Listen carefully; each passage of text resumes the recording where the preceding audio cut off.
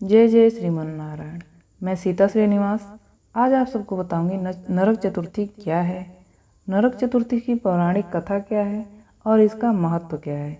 इन सब के बारे में जानकारी देने वाली हूँ, तो ध्यान से सुनिएगा, इस वीडियो को लास्ट तक देखिएगा। इसी दिन शाम को दीपदान की प्रथा है, जिसे यमराज के लिए किया जाता है। इस पर्व का जो महत्व है वह 5 पर्वों की श्रृंखला के मध्य में रहने वाले त्यौहार का है।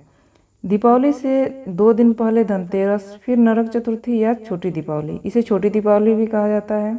इसे छोटी दीपावली इसलिए कहा जाता है क्योंकि दीपावली के 1 दिन पहले रात के वक्त उसी प्रकार दिए की रोशनी से रात के तिमिर को प्रकाश पुंज से दूर भगा दिया जाता है, जैसे दीपावली की रात को भगाया जाता है। इसकी पौराणिक कथा क्या है ये बताने जा रही हूँ, ध्यान से सुनिएगा। इस रात दिए जलाने की प्रथा के संदर्भ में कई पौराणिक कथाएं और लोक मान्यताएं हैं। एक कथा के अनुसार राजा आज के दिन ही भगवान श्री कृष्ण ने अत्याचारी और दुराचारी दुर्दांत असुर नरकासुर का वध किया था और 16,100 कन्याओं को नरकासुर के बंदी गृह से मुक्त कर उन्हें सम्मान प्रदान किया था। इस उपलक्ष्य में दियों की बारात सजाई जाती है। इस दिन के व्रत और पूजा के संदर्भ में एक दूसरी कथा यह भी है कि रंती देव नामक एक पुण्यात्मा और धर्मात्मा राजा थे।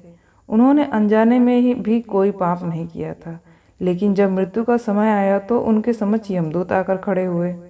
यमदूत को सामने देख राजा अचंभित हुए और बोले, मैंने तो कभी कोई पाप कर्म नहीं किया है। आप लोग मुझे लेने क्यों आए हो? क्योंकि आपके यहाँ आने का मतलब हुआ कि मुझे नरक जाना होगा। आप मुझ पर कृपा करें और बताएं कि मेरे किस अपराध के कारण मुझे नरक जाना पड़ रहा है। यह सुनकर यमदूत ने कहा, हे राजन, एक बार आपके द्वार से एक भूखा ब्राह्मण भूखे लौट गया था। यह उसी पाप कर्म का फल है। इसके बाद राजा ने यमदूत से 1 वर्ष का समय मांगा। तब यमदूतों ने राजा को 1 वर्ष की मोहलत दे दी। राजा अपनी परेशानी लेकर ऋषियों के पास पहुँचे और उन्हें अपनी सारी कहानी सुनाकर उनसे इस पाप से मुक्ति का उपाय पूछा।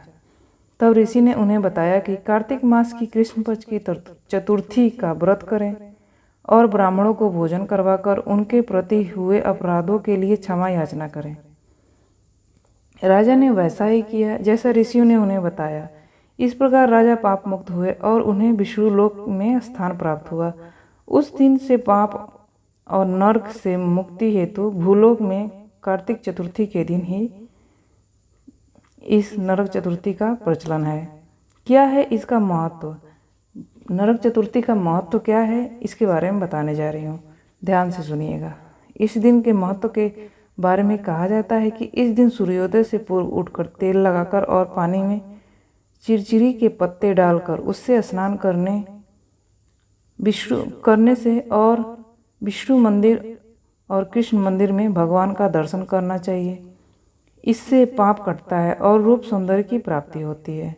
कई घरों में इस दिन रात को घर का सबसे बुजुर्ग सदस्य एक दिया जलाकर पूरे घर में घुमाता है और फिर उसे ले जाकर घर से बाहर कहीं दूर रख आता है।